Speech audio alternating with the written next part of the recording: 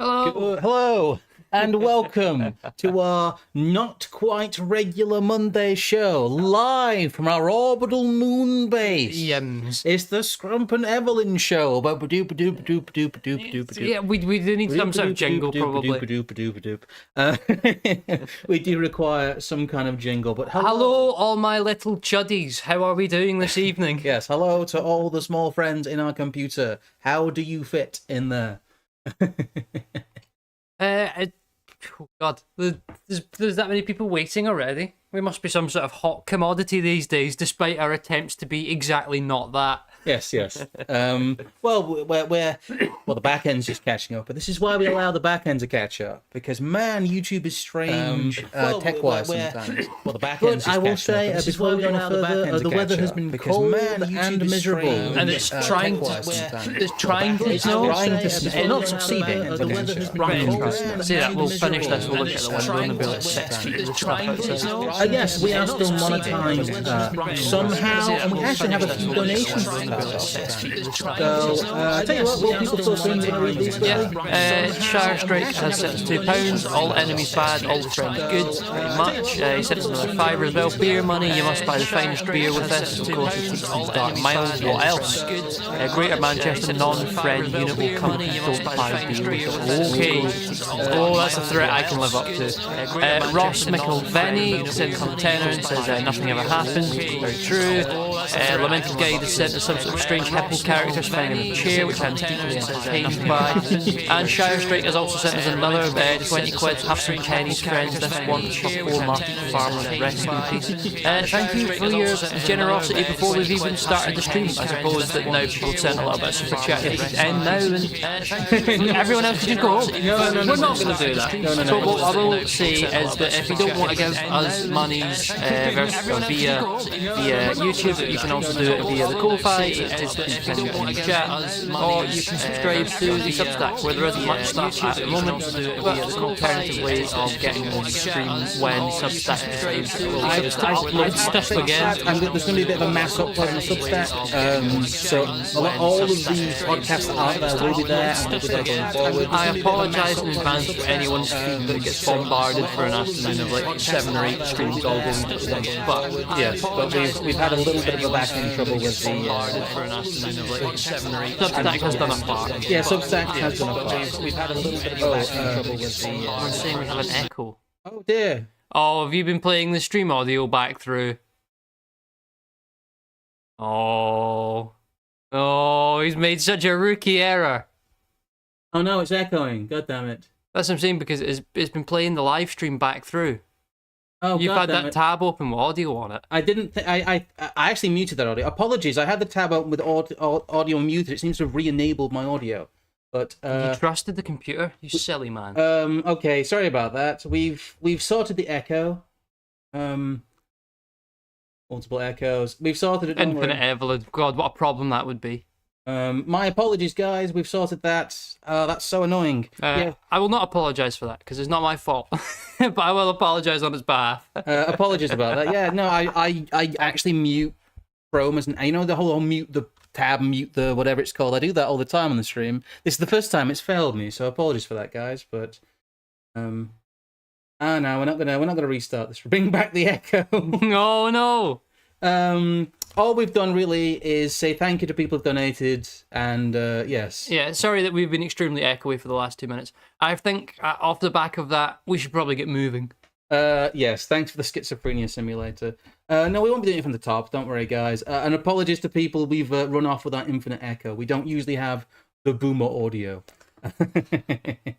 But there's, we've not maybe got as intense a structure or sort of idea as maybe we normally would with some of our streams this evening. I also just noticed that the lower third is the wrong title as well. We've still got how we knew Trump would win. Oh no, we've got all the boomer stuff going on. I should have came up 10 minutes ago, Richard. This was all right. Oh no. Oh no. No, we can fix stuff on the fly here. There's serious QC errors going on. Yeah, there's a few QC errors. It's really just kind of a right-left dichotomy stream. Well, sort of, but to us, what we find more interesting, and I suppose what we've kind of been talking about, it's only somewhat recently, and I've been mentioning it because it's been part of some of the things we've talked about is the way in which certain issues are culturally or politically left or right coded. And this sort of, in a sense, means that either being part of the right or being part of the left, you've not got the full toolkit. You've got no idea really how to actually achieve gaining power, maintaining power, and then solving the problem of succession after such, because you don't have the full toolkit. Instead, what you've got is a subset of issues that might even actually directly contradict each other, and therefore leave you sort of engaging in conversation and debate in the marketplace of ideas, as opposed to actually sort of thoroughly watering your ideas down into action. Well, what we want to do, and I'll get the quick... The Democrats are the real racists. No, goddammit, we are. We'll get the Murdoch clip out of the way quickly. But I've just got a quick intro here, and what we're talking about here is the fact that there are a lot of ideas shunted between what is the left and right divide. And our theory and what we think, and what I think, is that the splitting of previously foundational political ideas between the left and right has been engineered to give both sides an incomplete toolkit and saddles them with an eclectic mix of disparate, contradictory ideas. Neither side is capable of analysis that reflects reality. The most important firewall between left and right is the presence of revolutionary ideas, power politics, and the recognition of class-based in-group preference present on the left, but that cannot be present on the quote-unquote right. Yes. We forsake the principles of heritage or keeping things in an in-group so that we can belittle the leftists for being nepotistic. Yes. We deny the importance of loyalty to a sort of regime or an institution because we would rather turn around and go, oh, well, that's stultified and conservative. It's not modern thinking.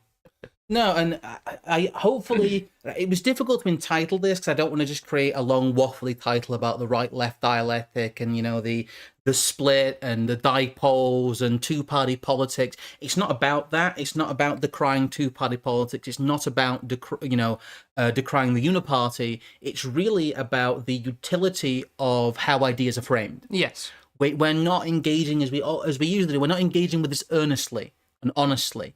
We're not trying to tell you, we need a third party. That's not what we're saying here. Are you not considering the fact that that would be the thing that, this changes everything? This changes everything. No, it's...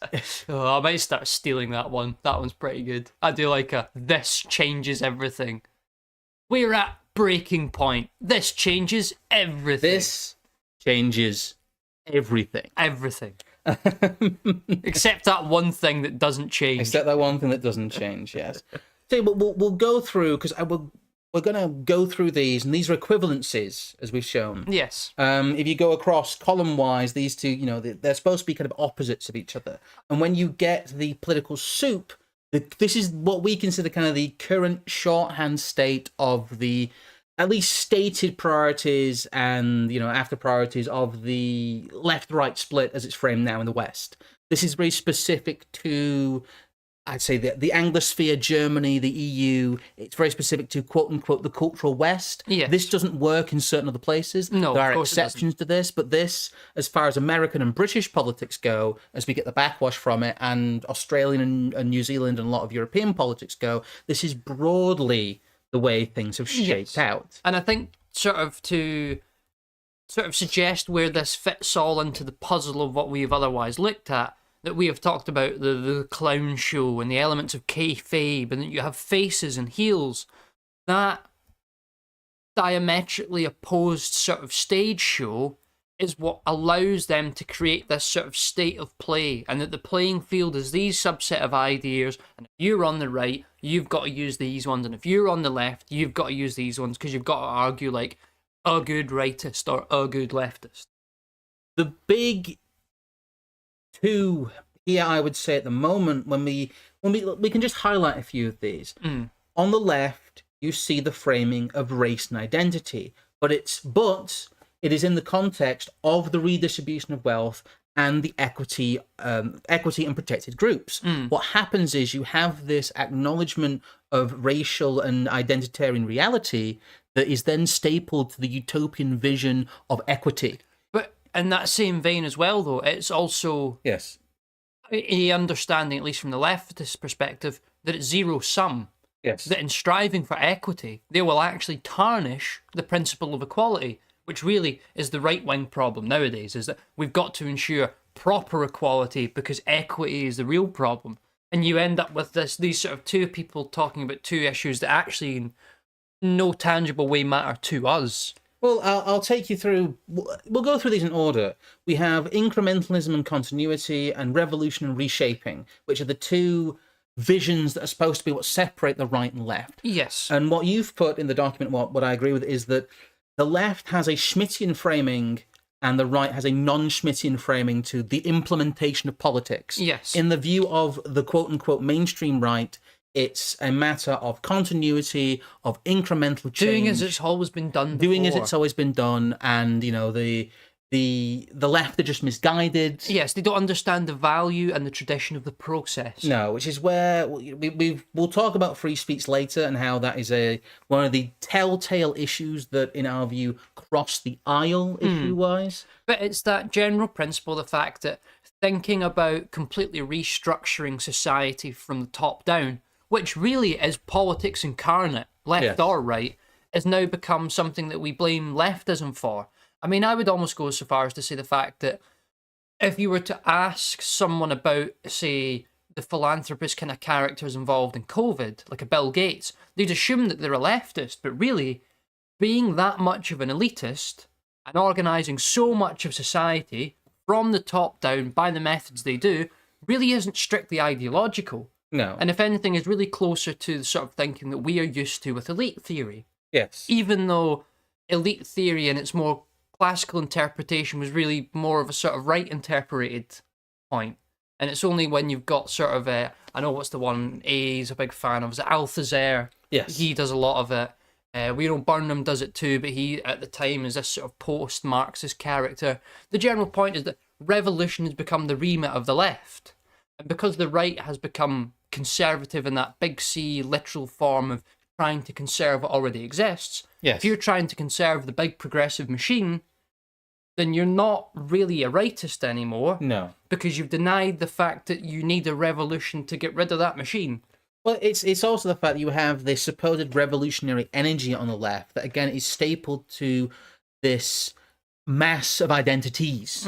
It is identities politics, Yes. almost. It is not identity politics, which is very different. And that's why when you see it, you know, cross over onto the right, in quotes, when it talks about the rights of the individual, which is something that the post-war right has become incredibly bogged down by, because it does not understand, or it pretends to not understand how groups work. The rights of the individual come from the group that precedes it. Yes, and that's where really this kind of left, right, we taught them wrong as a joke stuff comes from. This is, of course, why the Nazis were leftist. They believed in social programs. They believed in revolutions.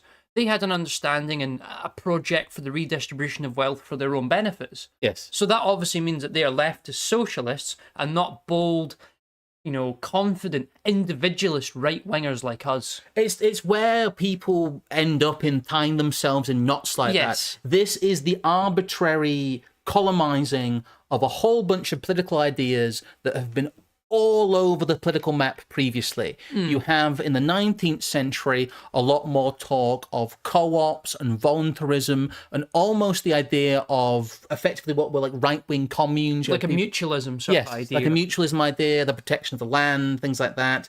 And all of these things don't make sense in a historical political context. If you look further back, if you look back into antiquity, and politics as it stands in the classical sense. Yes, even the notion that land was for sale in a market, for example, wasn't actually the principle really being dealt with at the time, even though when we look back through classical economics, that's the way we're told about it.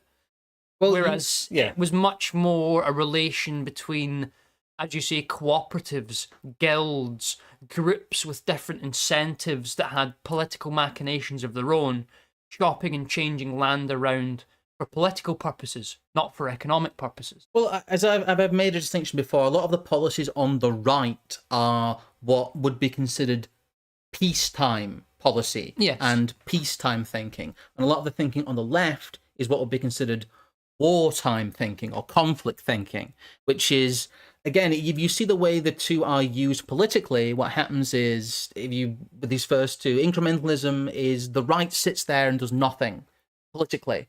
The left moves the program forward, and then the right comes in and refines it because they have the idea of incrementalism and continuity built into them. This is what helps the ratchet turn. Yes, and also because, in an inverse sense, the interpretation we take on leftist history is one that's underwritten with liberal priors. They talk about the long march through the institutions. Yes. And that's why we now believe in incrementalism, because we believe they engaged in incrementalism, when all of that's not true whatsoever. Leftist bodies, progressive bodies, turned up with lots of money, raw power, legal support, and smashed centuries-old traditions in the matter of days, in the matter of weeks.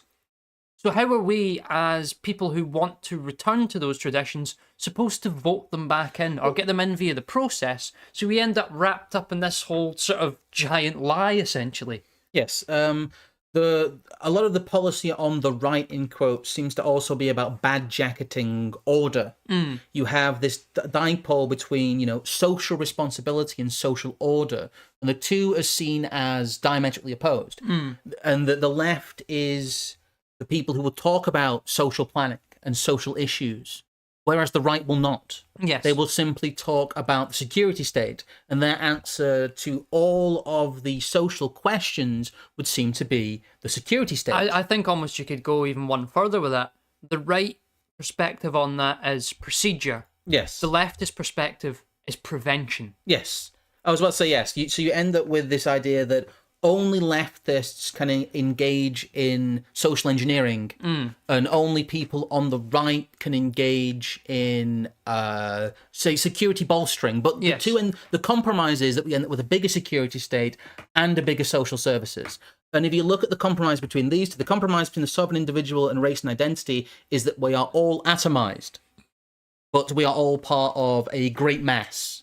Yes. They all serve the revolution of mass and scale. The compromise with free market economics and the redistribution of wealth is that you have the public-private partnership. Yes. That is where those two reach together. All of these dipoles are problems in search of a direct, centrist managerial solution, where between merit and equal protection, equity and protected groups, you have things like the Equality Act. Yes. That is supposed to be what bridges this gap. And all we see... Which is, in a sense, just a make-work scheme for an infinite army of lawyers that engage in arbitration all day. Yes. And as you go further on there, the idea of free speech against the enforcement of social norms, that one I think is a proper double whammy. Yes. Because what you're saying as a rightist is that I respect the rights of my enemies to denigrate my traditions and heritage to no end. Yes. And what the leftist says is, you will fucking shut up. Well, we'll talk about this later, but there's a switch here. It used to be that the enforcement of social norms was a right-coded idea. Yes. But now the enforcement of social norms, i.e. cancel... It's totalitarianism. Yes. And so you end up with a right that has this idea of law and order, but not the enforcement of social norms. And the idea that social norms come from the bottom up, that it's grassroots, it's the people that set cultural standards, not the fact that they come from top down on a whim, and that fundamentally have nothing to do with ideas or morality, but more so to do with direct and tangible political goals. Second here. We've got a couple more donations here. Thank you to Sheer Strike again. Thanks again to Trump for helping with the video. It's a pleasure. I didn't really do too much, but thank you. Yes, thank you for the $10 there. Thunderstorm. My blue Skinner box has a blue light, but that red Skinner box has a red light. Both say I can't love myself and my own people, but it's a choice, not a false dichotomy. Yes. That is kind of what we're getting at here. And then the last one we've got in the list here is one that I suppose we've kind of not necessarily done to death, but has very much been of recent conversation. Well, this has come to sharp relief in that the newest addition to the foundational elements of the right supposedly is Zionism, whereas this is not historically something that has existed in traditionalist thinking well, obviously pre-World War II, because Israel as a state, didn't exist No. for most of human history. What I find as well, though, and I think this is maybe a more specific conversation that might be worth having at another time, is that this notion of Zionism comes with a version of nationalism that's meant to be egalitarian and equal. I've always referred to it as sort of international nationalism, that all peoples have the right to a nation for all of their peoples. But fundamentally, that can't work. It's the sort of Hobbes problem and Leviathan extended not to peoples but to nation states. And at some point, you are going to have the sort of war of all against all in a nation state sense. So you can't have nations for people, for every people, and that sort of self-determination idea that was brought forth in post-World War I and World War II. It's just not possible. You can't have all nations being equal to one another. And that's fundamentally something I would say anti-imperialism from the other end recognises, is that these nations aren't equal to one another. One is subjected to the other, and we wish to no longer have that. Yes, and you can't... There's a whole soup of ideas that are not allowable, and that you breach this firewall, this arbitrary firewall, you get chinned for it, as you say. We have constantly been accused of leftist thought. Yes. Because we have a complete picture of a political system. We have a complete set of ideas, and having a complete set of ideas is not possible if you are on the modern centre-left, in quotes, or centre-right, and that is deliberate. Yes, and I think people don't quite understand how much cultural momentum there is behind some of these stereotypes. I mean, it's something I put in the notes here. If you speak to an army or someone who is not initiated in what we do about Israel, about the influence that Jewish lobby groups have in Britain or France or Germany or whatever else, you will be looked at as if you are a bleeding heart liberal that has some, moral crusade to engage in for the Palestinian people. Because that is for the best part of a decade and a half, nearly 2 decades. Those people have been painted as, unless you're actually going to put an SS hat on and the armband and the marching gear and all that, no one realises that what you're doing is critiquing Israel from the right. Yes, it's very difficult because of this continuity and because of this setup. I'd say post-1945, yes, but really post-1990, post-Cold War, you see this set in very heavily. They think you're critiquing Israel for the sake of the world, not critiquing Israel for the sake of your own people. We'll probably return to this because we'll reference this a few times, but there are norms that exist, and this is the important part, above party politics. Yes. What is removed from the debate in all of this is something as fundamental as the security state in its existence. Should the security state, as developed post-World War II, because it didn't exist before World War II, should it exist? And the answer to that is yes in both cases.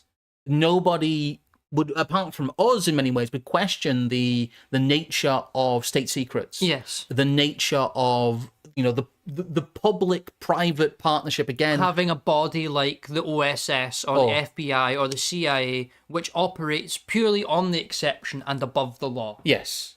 And that exists completely outside of what we've seen previously, apart from things like palace guards. It is very different than the way we've seen security enforced in the past. Of course, endless war. The classic example I use for this is Bush to Obama. Can you not really say Bush to Clinton, to Bush, to Obama, to Trump, to Biden? That's one handover of power, but I think the hope and change nature of the Obama campaign and the drone strike reality is one of the clearest indications that there is a permanent agenda that moves above these. And this really, all these things are the most important aspects of the permanent agenda, of the things that are not questionable in normal, quote-unquote, normal politics. Yes, and you've also mentioned here civil rights, which actually becomes one of the, I think, current sticking points, really, is that certain elements of the quote-unquote woke left have gone to the level of essentially denying civil rights for their own benefit because they want black-only spaces. And this is where they are told by their own little centre-left group that that's where you've gone wrong. You can't do that. And of course, we get the same on the right. If If you try and run a party in Britain purely for white people, the Conservative Party will turn around and go, under the Equality Act, which we instituted, you can't do that. That's illegal. Thank you for the £50 there, Ross McKevin. Jeez, What was that? I cannot speak right now. My mouth is not making McElvenny, I think. McElvenny, okay. My voice would not make that noise. Have some more on me. I'm expecting the UK to freeze my bank account at some point. So here, love from Russia. Thank you very much. I've had a few people from the Eastern Bloc, let's say, who watch our show. So we have something known as Uzbekistan, apparently, as well. So hello to Uzbekistan. But I also think on a certain level, this sort of civil rights central kind of pole to both left and right thinking, or ideas that sort of go hand in hand across the aisles, that's there not just for moral questions or questions of ethnicity. It's there because it's ultimately something that helps commercialism and managerialism work better if you see all people as one and the same. Yes. It's easier to categorise a people, as you say, that are black, white, yellow, brown, pink or whatever else. But if they're all individual citizens, all guaranteed the same stuff, then you can, in a sense, treat them all the same. Yes, you can create homo economicus. Civil rights really is the start of the march in earnest to turn people into interchangeable economic units. And again, what we also see is that all anti-Semitism is acceptable. We saw it unacceptable. We saw it in the Labour Party. Anti-Semitism against Jews of all races, yes, all colours, all faiths. But we do not. It's one of the things we don't see questioned and never see questioned. There's never a question whether anti-Semitism is genuine. Whereas if you look at the right-left divide now with the woke, in quotes, a distinction is made between woke racism and genuine racism. Yes. And the concession to genuine racism in the civil rights framework is what's being argued. We are outside of that. We are outside of the frame, and therefore we get battered for it, basically. Something came out today about, the racism against Kemi. Olukemi. Yes, the new Arsenal defender. Yeah. But again, they seem to pick out genuine, in quotes, sexism, racism, and homophobia. Another big tense pole of this is democracy and commitment to the process. I would be tempted to replace that. I do understand what you're saying there, but even more generally, the sentiment of anti-dictatorship. Yes. That even the leftist revolutionaries that are on the far end of Trotsky or whatever else, a lot of them still fundamentally engage in thinking that is democratic, it's consensus-based.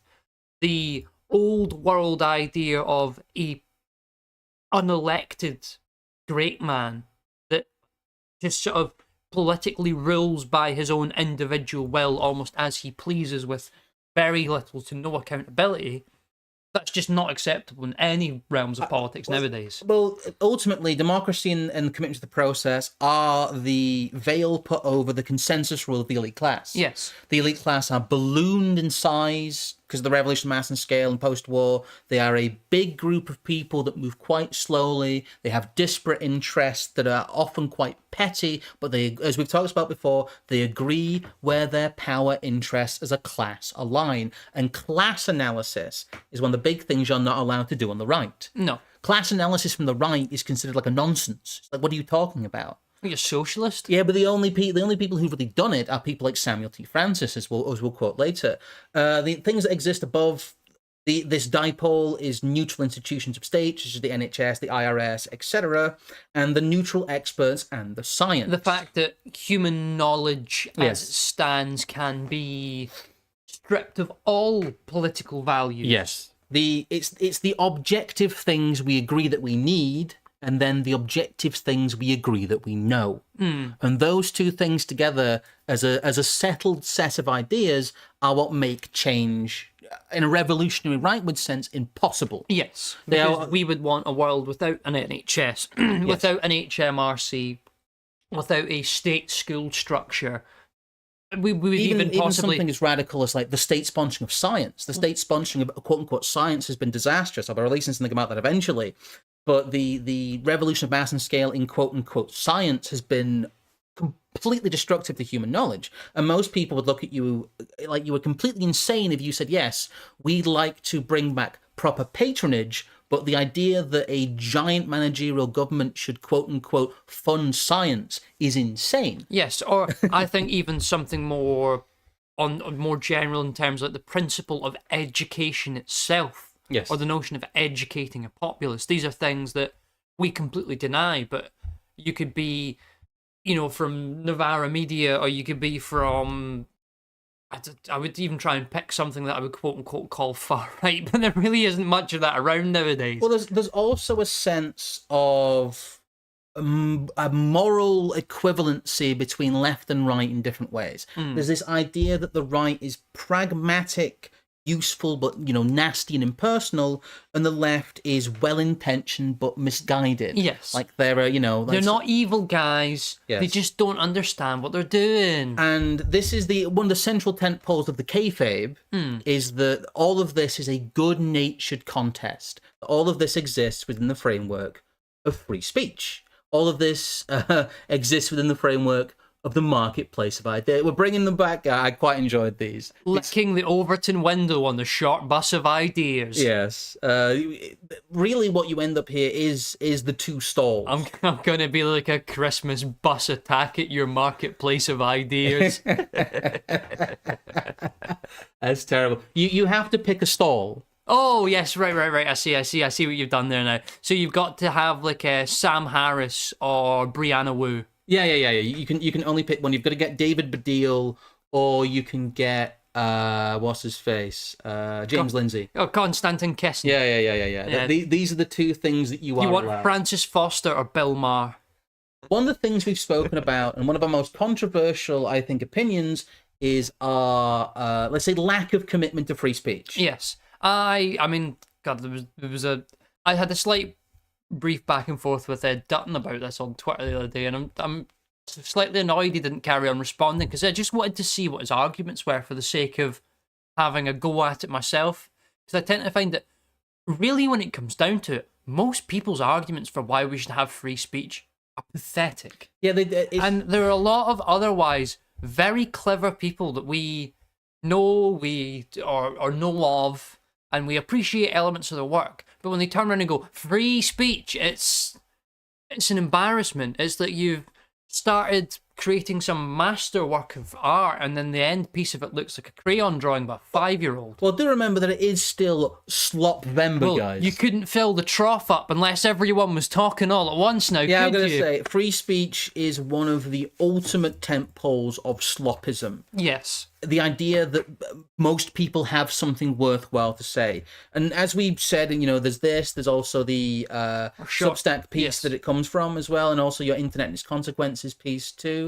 Yeah. But what you end up with is a din. It's just infinite noise. It's freedom of whom to say what. Yes, and what's the point in speech that has no value? Maybe that's the thing with free speech, that the speech itself is free because it's valueless. If it wasn't free speech, there would be value to it, because there might actually be a cost to it. Yes. Well, the big point that you make, and that we make, again, this is something we've talked about before, is that free speech was in the 1960s a supposedly leftist idea. When they were insurgent, when they were the insurgent force. When they were fighting against the hard paternalism of the old right. Yes. But it's all changed now, because it's the left that have become paternalist, and they're trying to tell us what to think. It is, again, a reversal of ideas, but it makes you completely useless. Yes. If your commitment is to letting your enemy infinitely degrade you. But I would go even one deeper than that. That when they were using free speech as their slogan, they did so knowing that there was an asymmetric aspect to this. That their speech, especially if their speech was to become important, had to come at the cost of someone else's ability to engage in political expression. Where do you get your platform for? Where do you get your resources so that your political expression is worthwhile? They must become at the behest of someone else. Whereas the modern, contemporary, quote-unquote, right-wing idea of free speech is that, well, we can all just say what we want anyway. Oh, thank you, Forged in the Ashes, for the £3 for the Christmas Theakston Fund and the Nation of Israel. Yes. And of course, we must say that we do support unlimited free speech for the Nation of Israel, and unlimited immigration. Oh, it's the freest of speech. The freest of speech, the freest of immigration. Never late, never black-pilled, never again. But the point was the crossing of the aisle, and if we go back to our kind of left-right shorthand of what the signs and quotes look like currently, you have sat there free speech. And we talked about the enforcement of social norms. The swapping round of those Yes. over the past 20 years has been extremely important in keeping the right contained. Yes. And keeping them away from ideas of things like paternalism, of the enforcement of social norms, of their own brand of, top-down social engineering. Yet societal norms are all set top-down, guys. Yeah. It's you can't have a bottom-up set of social norms, and so if you're for unlimited free speech, you have no social norms. That's also one of the other things that we talk about too. People do not think about this. They don't think about the ideas. It simply becomes sloganeering. Well, one aspect of free speech as well is that it taps into that bottom-up mythos. Yes. They talk about the free speech of the individual, whereas really what we are and should be dealing with is the concerted and careful political expression of an organised minority. The individual who sits there and rants, irrespective of how true his rants may be, matters for nothing, because if you've got no object, if you have no end point or goal that you are trying to reach by engaging in that expression, then it's pointless. And as a pre-retort to anyone that might suggest it, waking up da normies or red-pilling dumbasses in the abstract sense is not an objective and realisable political goal. No, and as, again, I'll move back to this. As we've talked about the pieces of, the managerialism that exist above party politics are the big pieces real that need to be tackled. These are the real challenges. These are the real, first principle modes of thinking that have created the post-war world. And I think as well, to be even more specific on the free speech thing, you could have a little addendum on the security state there about informational platforms. Yes. That left or right, who nowadays would question the principle of online activism? I mean, don't we want more people to be doing that all the time so that that din becomes ever more roaring and insufferable? The slop, my slop runneth over, my trough runneth over with slop. I think when we talk about, ideas and concepts, we talk about the fact they don't have power in the abstract, which is true. And we talk about the fact that, knowing is not half the battle. That is also true. And a lot of it, I find these days, is keep calm and remember your training. Yes. It's what a lot of people ask me, like, how did we call the stuff with, the riots so well? How did we call the election? All of that. It really is, it's first principles. But a lot of you might think, well, I know that the left-right dipole isn't true. I know this, I know that. But it's a very, very small amount of people who would be willing to listen to, like, right-wing class analysis. There's a very small amount of people who wouldn't reflexively go, that's a leftist talking point when something is quote-unquote left-coded that makes sense. Yes. Because there is a huge amount of prior programming here.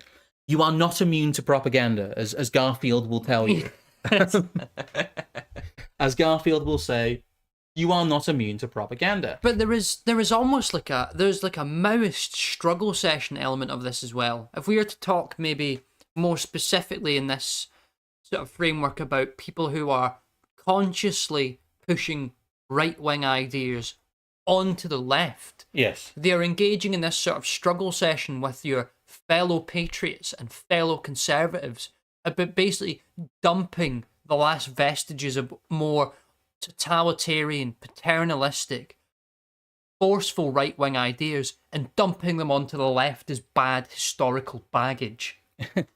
Well, we'll probably talk about this example when we talk about farming again, but I'm going to talk about friend-enemy distinction. This is classic friend-enemy distinction from the left. Yes. They are currently trying to demolish the last vestiges of the landowning class, which are the farmers, really.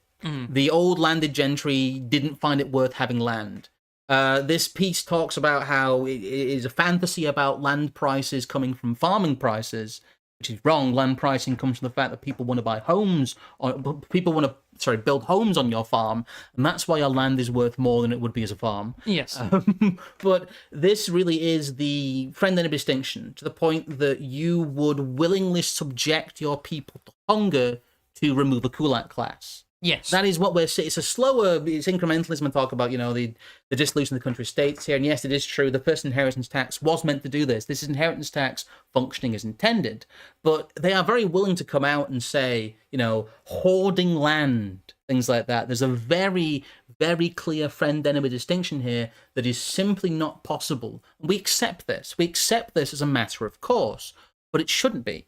Well, because Mr. Will Hutton is not an evil socialist that wants to rid us of food security. He's a misguided progressive that actually wants the best for everyone. And I think it's got so far now that we have this dichotomy even existing within the right itself. Yes. I know you've got a clip of Farage that you want to get up at some point here. And I have to admit, I've not actually listened to this clip. I've only just seen it a million times on Twitter and ignored it. Yeah. But what we are seeing here is that this principle of social cohesion and assimilation are becoming principles on the right over and above the issue of immigration. Yes. Therefore, because law and order is so important and standing by the process is so important, you can't have mass deportations because that would disrupt the social cohesion, comrade. Well, the issue here is him talking about the fact that reform will at some point need a Muslim base. Yes. Because that's just how democracy works. And if people listen closely, they will remember all the way back about 6 months ago, if not a little bit further, we discussed the fact that in some ways, reform and some of these third parties are literally going to take the place of being managerial arbitration sort of groups between Muslims and Sikhs. This is the necessary concession needed to live within the current mainstream. This is supposed to be the far acceptable edge of the mainstream right. I'll just play this. But the nub of it is, we have a Muslim population in Britain growing by about 75% every 10 years. Right? That's just where we are. Mm-hmm. If we politically alienate the whole of Islam, we will lose. We'll lose. So how does one include them? We will lose. By 2050, goodness knows what kind of a terrible state we're going to be in. Mm-hmm. But the nub of it is... I decided to play again because I love looping video. Now we used to refer to Mike Stuckbury as like the disgraced former supply teacher. Yeah. Can we refer to Winston Marshall as the disgraced former pop star? Become broadcast bro. Possibly, but it's important when the reason that he must admit abject defeat before the fight has even started is because of the rules. It's because of the rules of play. It's because of this. It's because you cannot have a proper friend-enemy distinction, and his incrementalism and continuity is not capable of tackling the quote-unquote Muslim problem. But have you noticed now that if we go back to the list you've got there, yeah, Farage is rightly being attacked by people for saying this, but the people that are attacking him under these quote-unquote right-wing principles. Yes. He's being punched from the right for what he's saying about Islam here because it doesn't respect the sovereign individual. Yeah. It doesn't respect British law and order. It doesn't respect social cohesion, free speech, or Zionism, does it? No. Yes, he's and what's happening here is that the attacks on, quote unquote Islamism must come from this angle. There's no thread of they are not us, they shouldn't be here. It's all to do with value. Yeah, when you see like some guy like David Atherton having a go at Farage for this, Atherton isn't having a go at him from the right. He's having a go at him from a more condensed and powerful neoconservative position. Yes. It's dare I say, an orthogonal step, not one to the right as we would put it. Well, Here we go. This is a little bit of Sam Francis's Beautiful Losers we've got here. It's one of the better sources we find for any of this. Yes. Sam Francis' writing has been excellent. We've reviewed this book. We've talked about this book before. And this is an excerpt from his essay about Dr. King, the case for MLK. But this is really him elucidating some of the purpose of what we would consider the non-revolutionary right. Do you want to read this, Evelyn? Yeah, I'll carry on, and then if I get a bit dry, we can switch over. The one thing to say that Dr. King was a great man and a great American, a man whose personal courage and vision, despite his human flaws, errors, and enthusiasms, challenged lesser men of both races and forced them to confront evils, falsehoods, and obsolete ways. It is quite another to say, as the US government does say in creating a legal public holiday for him, that Martin Luther King Jr. was the most important American who ever lived. At least the peer of George Washington, the father of this country, the only American in history to have his birthday made a national holiday, the man who is now first in the hearts of his countrymen. Conservatives, some of whom, like Representatives Jack Kemp and Newt Gingrich, Still there. voted for the King holiday in 1983, may devise whatever clever rationales for supporting it they can imagine. But the truth is that Mr. Harding's understanding of the meaning of King's career is far closer to the truth. And I'll have a brief intermission here before we get on to the rest of this, because the Mr. Harding in question, mentioned in this article previously, is one Vincent Harding, a Marxist professor of religion and social transformation. What Sam Francis is saying to us here is that no matter what individualist or abstracted liberal principles that rhinos were using to justify MLK Day back then, it doesn't matter, because the hardcore argument and the people that really have something to stand and say for MLK were revolutionary communists.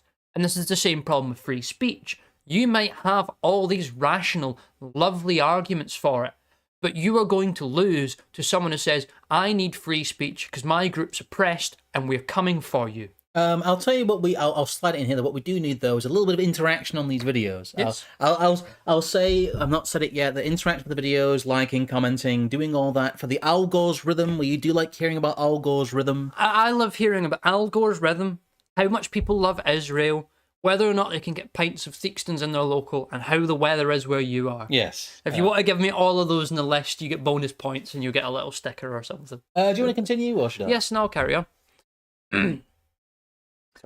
In any case, aside from obligatory genuflections to King by neoconservatives, cultural conservatives, and the adherents of Mr. Gingrich's Conservative Opportunity Society, I know of not a single serious, sustained effort by those on the contemporary American right to substantiate their endorsement of the holiday, or of any serious argument why conservatives should honour Dr. King at all. Think like Churchill, maybe. Yeah. This is very Winston Churchill, and also it's very the modern non-identitarian right. Let's say that the anti-woke right is constantly invoking Martin Luther King in this way. Yes, this is Samuel Francis commenting on Ronald Reagan's administration making Martin Luther King Day a federal holiday. As he said, the second such American to be given a federal holiday after George Washington. If there are valid reasons for why we should do so, we do not hear them. What we do hear are sermons from apostles such as Mr. Harding and company, most of whom can press a far more persuasive claim to King's legacy than conservatives of any description. That legacy, as its keepers know, is profoundly at odds with the historic American order, and that is why they can have no rest until the symbols of that order are pulled up, root and branch. To say that Dr. King and the cause he really represented are now part of the official American creed, indeed the defining and dominant symbol of that creed, which is that both houses of the United States Congress said in 1983 and what President Ronald Reagan signed into law shortly afterwards, is the inauguration of a new order of the ages in which the symbols of the old order and the things they symbolized can retain neither meaning nor respect. And this is again that point against incrementalism. There was no incremental love and support for Martin Luther King in this sort of situation we see here.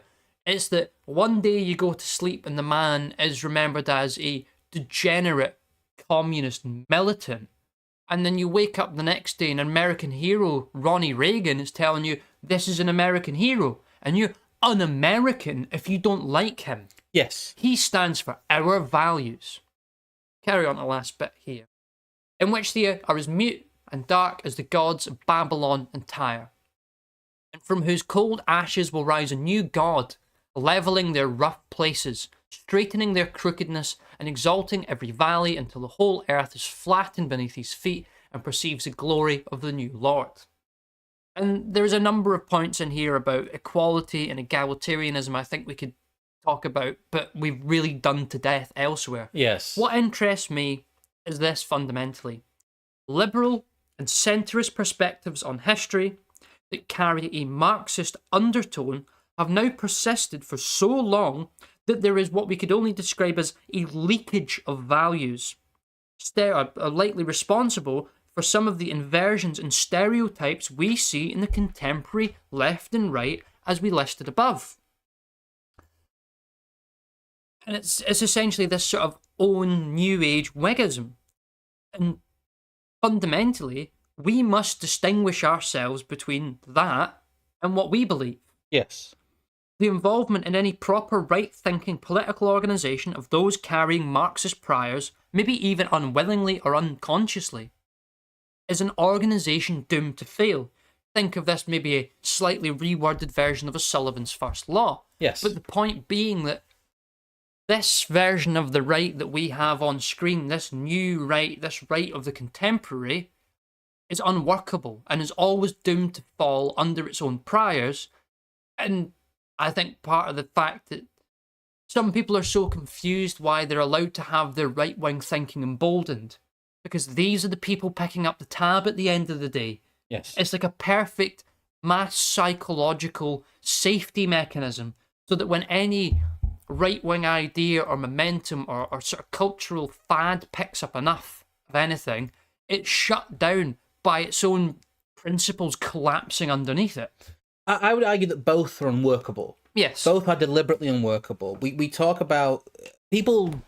We talk about the managerial class, the elite class. We talk about those who actually operate institutions of power, who are deal makers. We don't talk about the left. We don't talk about the left as a mass, apart from when we talk about them in the abstract like this. When we talk about them as a construct, as a concept, as the left is described to us. The left, in quotes, is in a much worse state on a grassroots than the quote-unquote writers, because their ideas are unworkable all the way up until you hit the power politics stuff, which is really just placed there so anybody who has an interest in power politics has to subscribe to the most convoluted You've and got to insane be set pro of ideas. LGBTQ, pro Hamas, pro all these different groups that can't actually get on with one another, but because you've got a ironclad commitment to the ideas of equality and equity, you end up with constant arbitration. You can't do the Leninist or Stalinist thing of turning around and going, well, I'm sorry, comrade, but equality only goes so far. Yeah, you can't kill your enemies because that would become inequitable. Yes. You need to figure out how to equitably kill your enemies. And it's the one thing that both of these sides agree upon. Yes. If you kill your enemies, they win. Yes, exactly. And it is an engine designed, as we always talk about, like the separation of powers. The modern left-right dialectic is meant to result in paralysis. Paralysis and one-directional compromise towards a set of predetermined goals. You can always find the centrist answer to all of the questions, as I've said before, that is brought up by these points is the permanent agenda. It is the moving forward. It is the further management of society. And I think this will even become more obvious in time as there is an attempt to essentially solve these dichotomies by the principles we've already mentioned that are always agreed upon. Yes. And I think it's going to become so obvious at some point to people like us that if you think it's tedious now, oh boy, you've got so much still coming. I mean, we still, after a decade, I mean, how long is this? you've got the Murdoch, you know, Yeah, the yeah. left of the real racist thing. I mean, how old is that clip at this point? God, we're getting towards it being. It's not 10 years, but it's close. It's 7 or 8 years. Yeah, so we in a I'll year put or it back two, at The it. in a year or Democrats are the two's real time, we could be a racists. No, decade God post damn it, that we clip, are. and we still have an inordinate amount of people running around pretending to be conservatives, going, "The left is the real racist. They the real racists. They're not fair. They don't believe in merit." This is also why, like, we don't play well with a lot of others. No, We have a very high standard because turning yourself into this weird parody of the left-right dipole is a great way to become entirely useless. well, yeah. What are you meant to do? We're meant to spend the rest of our time trying to talk Marxist priors out of people who hate us anyway. Yeah, that sounds like a great waste of time, and it also sounds like someone else in that consequence is winning. Yes, it's also a great recipe to have those people turn around and call you the Marxists because you're talking about power and class. Yes. I mean, I will say, as I've said for a very long time at this point, if none of this doesn't quite click to you, go away and just read Lenin and keep reading it and keep reading it. And eventually, at some point, all these things will slot into place and you go, oh, crap, it's not about ideas. It's about subjugating your enemies. That's the whole. We talk about Lenin and people go, well, why are you for economic socialism? I'm like, well, Lenin didn't have anything really to say about economic socialism. He had a lot to say about hanging kulaks. If you look at his correspondence. He had a lot to say about how he planned on achieving Yes. economic socialism, But which became a much larger agenda encompassing the social programs and entire reshaping of a society all in one fell swoop. People also completely conflate framings with ideas, with tactics, with power. Yes. They don't understand the differentiation between how power operates, how ideas operate, how framing operates, and quite simply how the human condition operates. Yes, and we talked about it last week as part of the stream that we were doing, and we'll briefly mention it again, but this is part of what that whole woke right thing was about, was Yes. trying to get that sort of thinking seen to be uncool on the right, or the fact that you've got all these sort of BAP orbiters suggesting that you've got the smelly protesters at Columbia University, the anti-Semites. You want to be a cool patriot, don't you? Again, I'll just put it back on screen. There we go. That's what you get. You get the Democrats, the real racists, and the left, the real anti-Semites. And that's all we ever really get. Like I said, if you do want to support us, do check out the Substack. There will be some stuff going up there. I know I say that every week, but there will be. There will be. I've just had endless trouble with it. Is there anything else we need to add before we go and end here? No, I think we've covered our bases here, and I think, as usual, if anyone has any questions or additions or things that they think we've not quite covered here, do feel free to let us know. But obviously, first you have to tell me how much you enjoy Al Gore's rhythms, Yes. and how much you love the nation of Israel. Yes. Anyway, I'll say a goodbye from me. Good night. Good night. You guys have a good one. Bye.